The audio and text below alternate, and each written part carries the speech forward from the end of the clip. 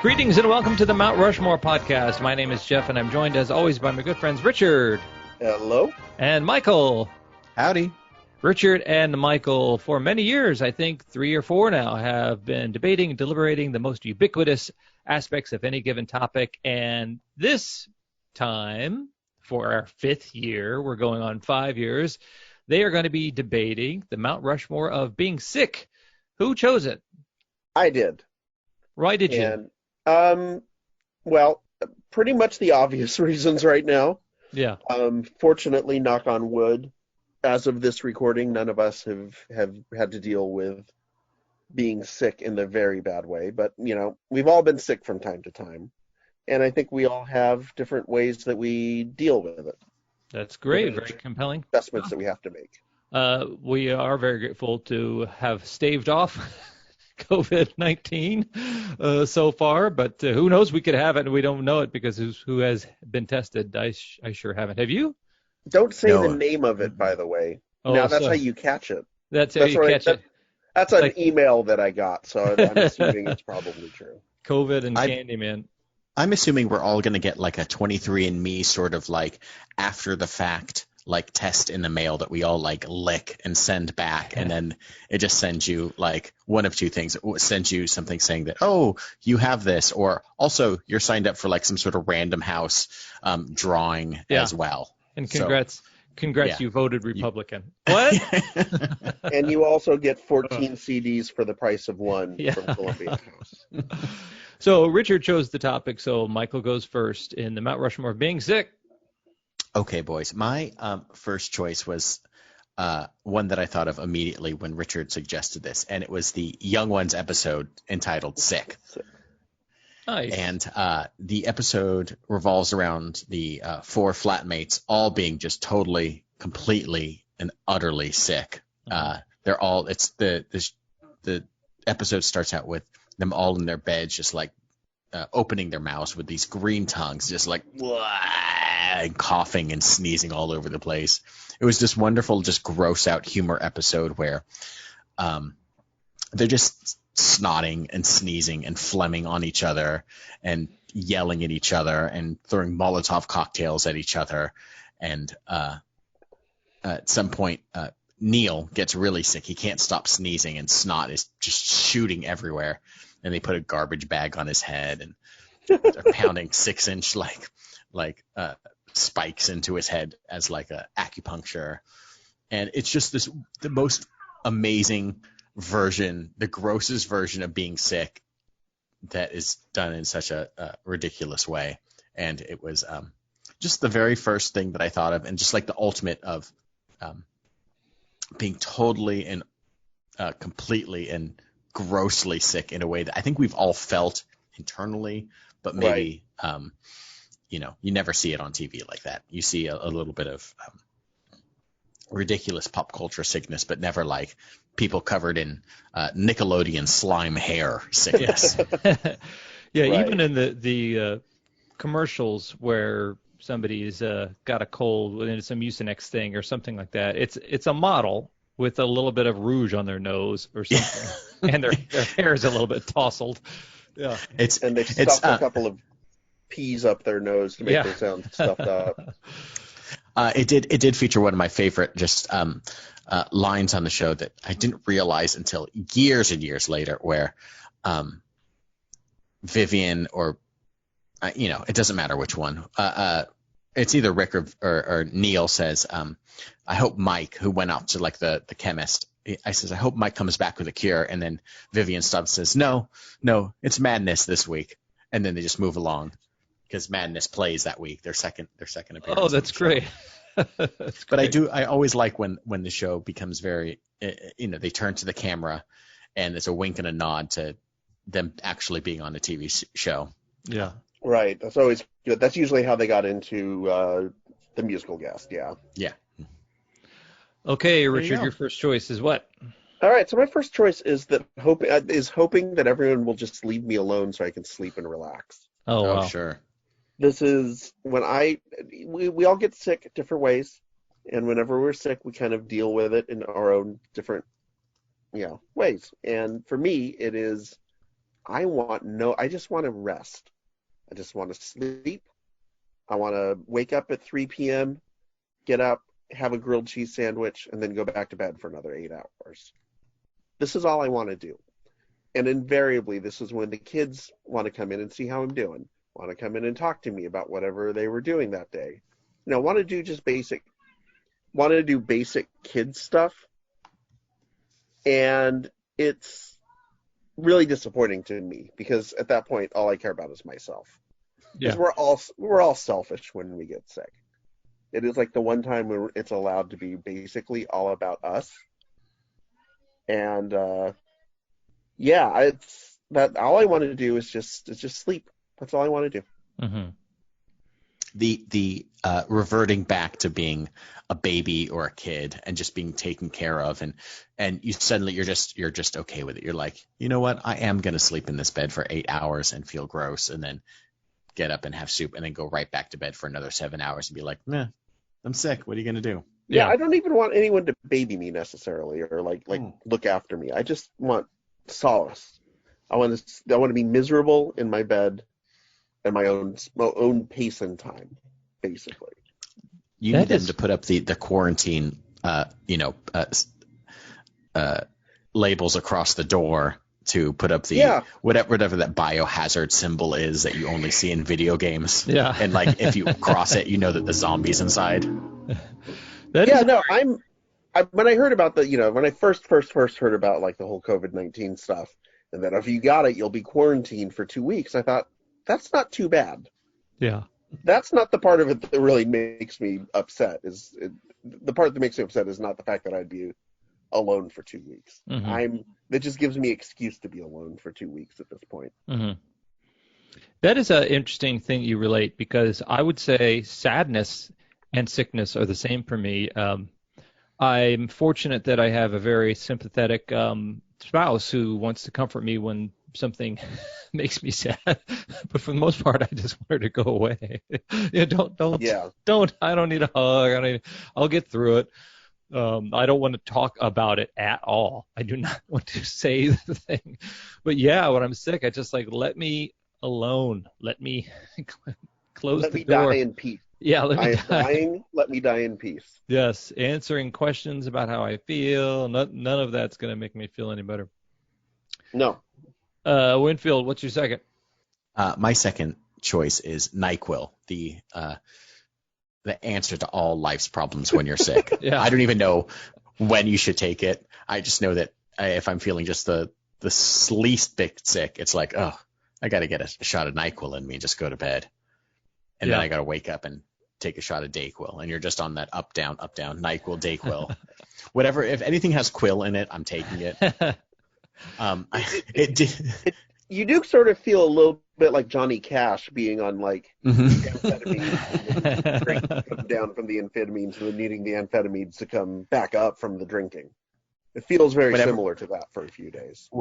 Whenever I'm sick and I'm like on Nyquil, just taking shot after shot over and over, I think of like that classic like Chris Rock Robitussin routine where he's just like, just rub some tussin on it and you'll be fine. I think that Nyquil has overtaken Robitussin as like the go-to.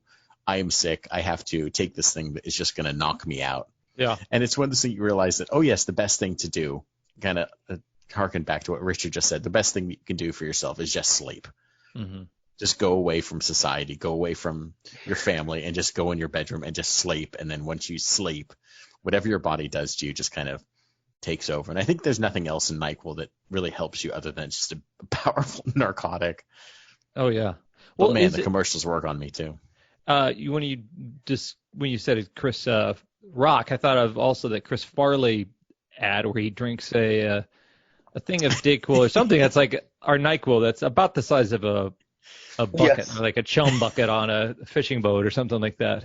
He's asleep for a week. Yeah. Or he wakes up and he's got a beard and long fingernails. Turns into Howard Hughes. Yeah. That's good stuff. My second one is pretty similar to that. It's that first night's sleep that you get when you're finally feeling, reasonably better. Mm-hmm. Oh, what a glorious night's sleep that is.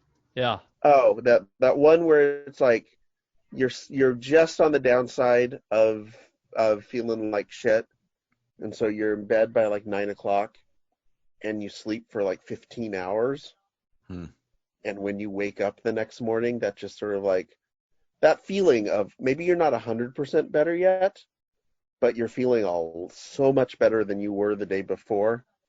Oh, it's one of the best feelings a person can have.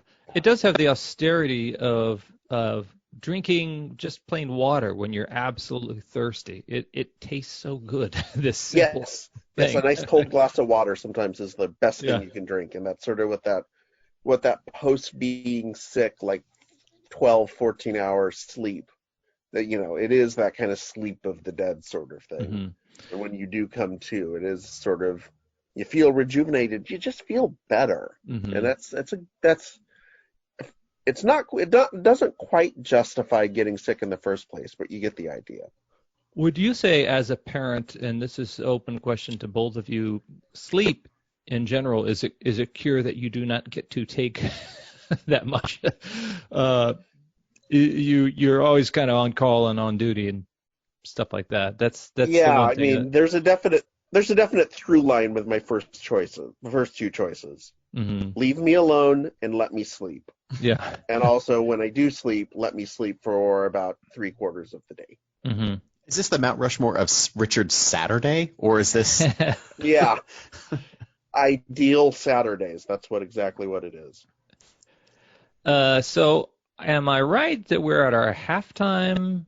Yes, sir. Okay. So you have been very kind to us by listening to us during this time where everything seems to be out trying to get your attention.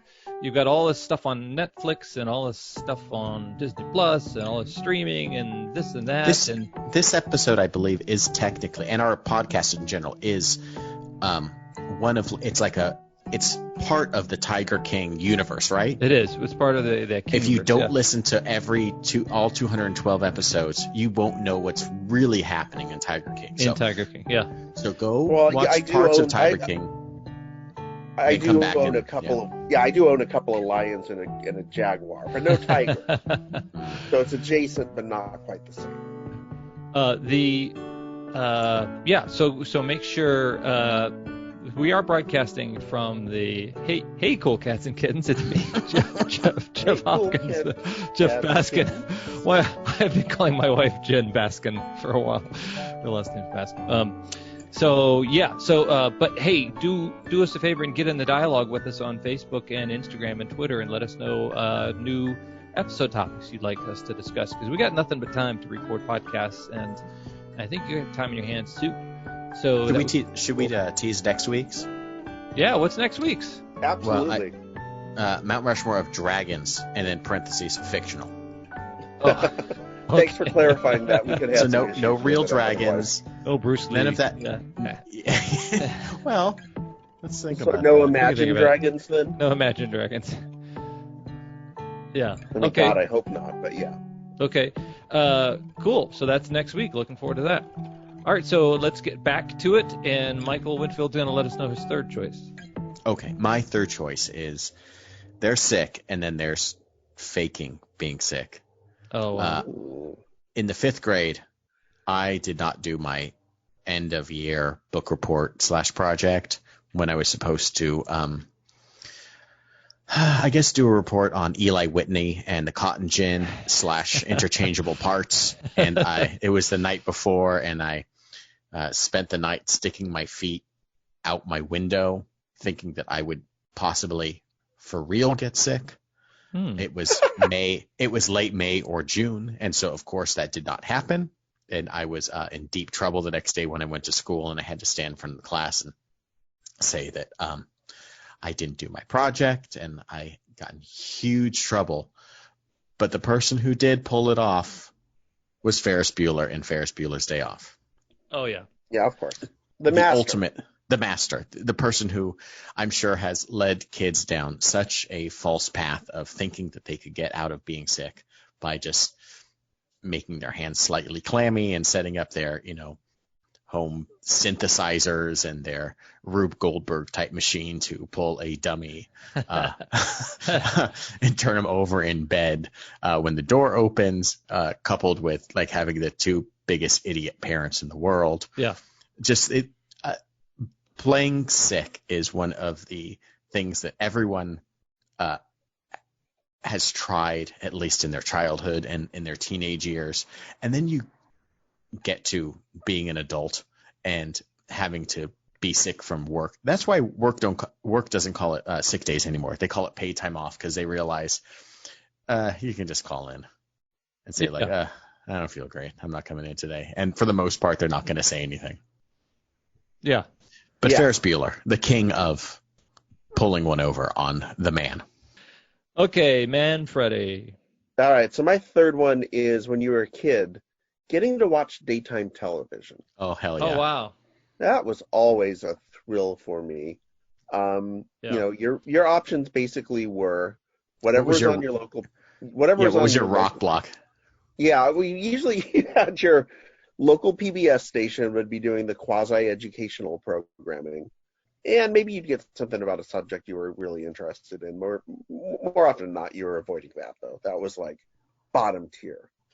And maybe you watched that at the very beginning of the morning, so your mom thought you were doing something educational and something good for yourself still. Mm-hmm. That way you can just kind of pad the way for the rest of the morning. You know, certainly there were the game shows. I was sick a lot when I was a kid. I know we've talked about this on the show before, so I don't need to. I'm not going to rehash this too much, but I had asthma and upper respiratory issues, so I was sick a lot. And so I watched a lot of Price is Right. I got to be real good at Price is Right. Yeah, any of the pricing games, I could tell you how much a bottle of Clorox cost back in 1987. I was all over that shit. So there were the game shows that you could watch. There were the more the late afternoon type talk shows. Like when I was a kid, it was before like Jerry Springer or The Talk or The View or anything like that. You know, it was more like, not to date myself too much, but I think like the Michael Douglas, the Merv Griffin show was still on, or the Mike Douglas show. Yeah. I feel like those were things that were like, I remember still on the air, and there was just like a different vibe for a show. And I remember watching it as a kid and feeling like this is how adults probably were like at parties. Yeah. Because you don't know any better. My block was, it was like 8 to 9. It was like a back-to-back Gilligan's Island. You can get two was that early? in an hour, and then from like 9 to 10, you can get a good I Love Lucy / Andy Griffith in. Yeah. And then at 10 was the aforementioned Price is Right. That took you to 11. Now you're getting into close to lunchtime, so you have to kind of go have lunch a little bit and whatever, and take a nap when you're sick or faux sick. Then after that, it depends. Like, I don't remember what my afternoon schedule was like. Were there any soap operas involved? Because that was certainly my late morning, early afternoon shift. Yeah, as a kid, no. Although I remember like right around 2 o'clock is when like the Filmation, you know, He-Man, fill in the blank kind of crappy cartoons, He-Man, G.I. Joe, 2 o'clock, 3 o'clock, those kicked in. But of course, when you're a teenager in your home, you know, the 2-3 o'clock hours like Richard Bay, Sally Jesse, you get all the really terrible, the terrible talk, Jerry Springer, you know, and they all had their, just their delicious cavalcade of like monster people that would come on. Yeah. Sally Jesse for a while was doing just like, you know, my daughter is a goth. And that lasted like 3 years. That every episode was like just that. Maybe it wasn't Sally Jesse. It wasn't Sally Jesse. It was always titled more like, "Please give my goth daughter a makeover." Yes. 3 exclamation points. And the miserable daughters came out. They're dressed in like pink with like chokers and baby doll T-shirts, and they're just like, this is awful. It was either go on like Sally Jesse or go to like a boarding school. And I remember when we got cable, that certainly changed the staying at home and watching TV game. because suddenly you could watch MTV whenever you wanted. We had ESPN, so I could watch, tennis from Milan or, the 8th repeat of SportsCenter that day. Mm-hmm. So this is, I guess, my memories of being sick, and that's no different than any other time I watched TV, so it really didn't impact that too much. But I think specific reminders of being sick as a kid come down to the pre-cable sort of days for me. Yeah, me as well. You brought up some entertainment options that, for me, made being sick not as fun, because I remember thinking, wow, this is the TV that I get when I'm home. I get to watch a black and white I Love Lucy. This is almost like punishment. This is not the exciting, I think rereading comic books was probably something I would actually do. We did not have an abundance of food at home when I was a kid. So if you were homesick, you were missing school lunch. So you didn't really it wasn't the lap of luxury. My Dickensian childhood. So, Michael, what's your fourth and final choice? My last one is just how dumb we are as a country to work through being sick. Just in general, like the amount of people that, like this quarantine thing, we've been in quarantine, we've been stay at home, work from home, safer at home, whatever fits your local county, state directive. The idea that as Americans there is so much going into work when you're sick is so ridiculous, and being at home has really put such a spotlight on the idea of just when you're sick you just go into work and make other people sick, which causes this cascade of other people staying home and other people being sick. And it's just I'm so jealous of the people that are so resolute and have the ability to just be like, oh, I'm sick, I'm going to stay home for 2 to 3 days, versus the person that is like me, like so many others, so dumb about going to work sick, eventually succumbing to being too sick to work, staying home for 1 day, then going back and being miserable. I have someone that works in a cubicle, a couple cubicles down from me, that is just constantly coughing. And it's just who does this benefit? It doesn't benefit me, the person that doesn't want to get sick, or her, the person who is just coughing into their arm all day long. I don't know. I hope this COVID-19 thing really kind of highlights some of the areas in our specific country that says oh yeah, we're doing things a terrible way, and you can get work done from home and just be home and be sick, and don't bring it back into the office. And it's just been wild to be oh yeah, the ideal, the American work ethic of got to work through it, is so dumb to get 2 weeks of potentially being sick on vacation. It's either the person is going to come in and be miserable when they're sick, or they're going to stay away for a day.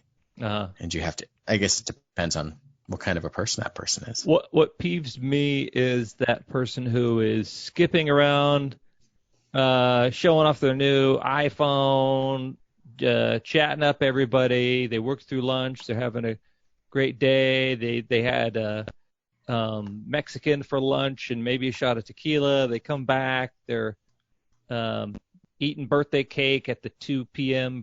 Birthday party celebration. Then at 4:30, oh man, I'm feeling really worn out. Come on, dude.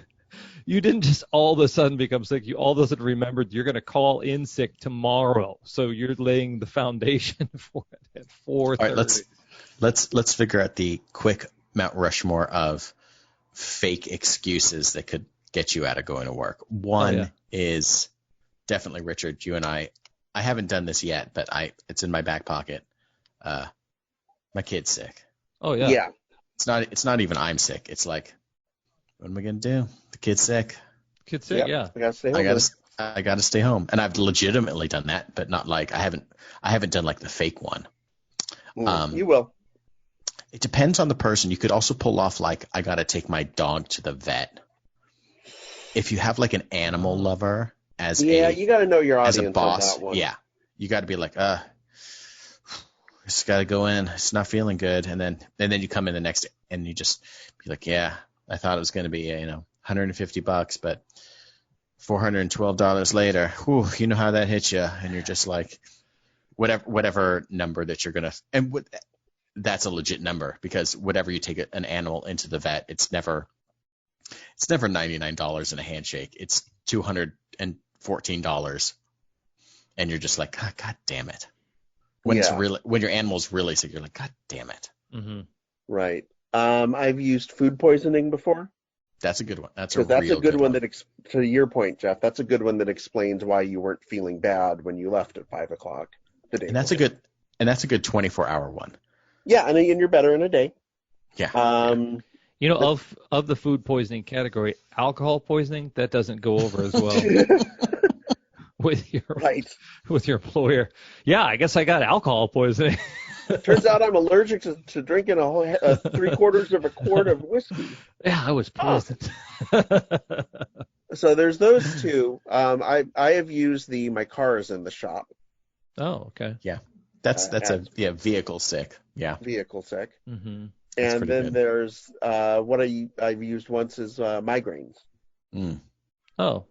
And the good news about using the migraines is once you've established that you get migraines, you can use that to your advantage for years at that job. Mm-hmm. You can even get out of going to meetings by saying, man, I've had a migraine going on. I'm just going to lay down in the equipment room for a half hour in the cot that's there. This goes back to Richard just wanted to go lay down someplace. Yeah, that's, again, through lines. I'm telling a story. Who's sleeping on the old copier?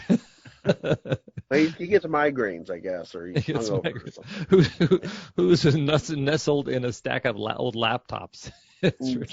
I do appreciate just also the general, 24-hour bug. What are you going to do? It exactly lined up with the time that I had to be at work and then was gone. Right. What are you going to do? Don't look at my Instagram. And then don't look at my Instagram. This is the last time for Richard to shine. Yeah, so my last one is the feeling of dread that you get in your house when everyone else in the house has gotten sick with something, and so far you're not sick yet. Oh, yeah. Again, maybe this is less a case with you, Jeff, because if it's only one other person who's going to get sick, so you never really know if it's. He gets cat scratch fever every once in a while. Yeah, I get hairballs if the cat gets hairballs. That's true. Yeah. You could. I know you've had your battles with worms, as we all have. But like with having two kids and my wife here with us, you can sort of see it's like a bad serial killer movie. You can see it coming down. You see Jason coming down the wooded path for you, and it's moving slowly, but he's going to get there before you get a chance to escape. It's like just when you think that you're out, whammo! That's when you get whacked. Yeah, that's rough. It's a hitman who's just laconic and just taking his time. He's gonna get everybody. Anton Chigurh is coming for you. Exactly. This is a little Dutch boy. Do you? Well, the peeve is it seems like he seems to be waiting in this order. It's almost like in an older martial arts film where the bad guys all take their turn to beat up on Bruce Lee. Right. No one ever gets it all at the same time. You're right. It's always like spread out a day or two. Yeah. And were you to be sick simultaneously, then perhaps you wouldn't have to be taking care of all of them. But no, your reward at the end of the line for all your nurse duties. So no wonder I just want to lay down. That's all I want to do. I've been taking care of other sick people for the last week. This has been a fun topic, and I'm certainly glad we got to discuss it. It's a lot of fun. I hope everybody out there is happy and healthy, and I know sick in this context is a bigger deal for a lot of people, so believe us when we say we're not taking it lightly and are referring to the common cold for the most part. So gonna toss out a few choices that I like. Young Ones, anytime somebody mentions that show, it brings it back. The punk rock TV was never better than that. And I can really relate to Richard's tales of the TV when you're sick. That was fun to go back in time. Boy, I never knew how much as a kid I liked watching Sly and the Family Stone on the Merv Griffin show. Right. When I was sick. Well, you mentioned The Land Before Time. That was another show that came on that was just on. I don't know when it was on, but I watched way too much of it. Oh, Land of the Lost? Yeah, Land of the Lost. Oh, yeah. Oh, yeah, for sure. Any Sid Marty Krofft or, sometimes even like during a sick week, they would have like the, I don't know, like it'd be like Marx Brothers week or something on during the day or so yeah, the TV while you're sick, and as a person who is taking a 10-year break from alcohol, Nyquil's a party for me. So when I do that, I'm always afraid I'm going to have some kind of horrible relapse or something like that, because that's a pretty heavy doobies you're smoking with that stuff. And why don't we, just because I felt so much empathy for you, hoping that everyone will leave you alone, just set me on the ice floe and put me off into the long good night. So I think that's 4. Am I right? I think. Yeah. You guys, everybody out there, please be healthy and be safe and practice all the social distancing and hand washing and avoiding of all the people, because we need every one of our listeners that we can get. As we watch listenership dwindle as people stop listening on the way to work or at work, it is. Yeah, we appreciate each and every one of you that's doing their dishes right now. Yeah. Even if you find 5 minutes when you're walking your dog to listen to this crummy podcast and then never pick it up again. Oh, bless you. Or just download. Guys, I'm feeling a little. Oh, no. Okay. Right. This has been the Mount Rushmore of. I thought we were all faking sick. This has been the Mount Rushmore. Me. I wasn't faking. Not faking of being sick. I, as always, am Jeff. I'm Richard. I'm Michael. Yay. We made a thing. We did a thing. We did a culture.